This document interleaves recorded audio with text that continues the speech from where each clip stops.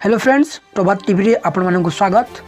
आज भिडियोटी को आरंभ करने पूर्व चैनल टी को निहाती भाव में सब्सक्राइब करूँ, जहाद्वारा कि सर्वप्रथम लाटेस्ट वीडियो आपण मैंने सर्वप्रथम पाइपर और निज सांग मान सहित शेयर करूँ। तेज चलतु आज वीडियो को आरंभ करवा।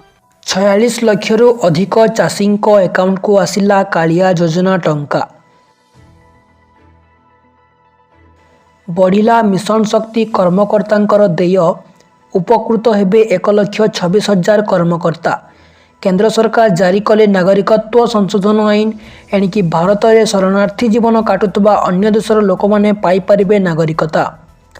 राजमहल झाड़ू छाड़ी आंदोलन में बीएमसी सफाई मजदूर संघ 50टी वार्डर सफाई कर्मचारी सामिल, कहले 9,000 बदल में मासकू दि जाऊ 15,000 टंका।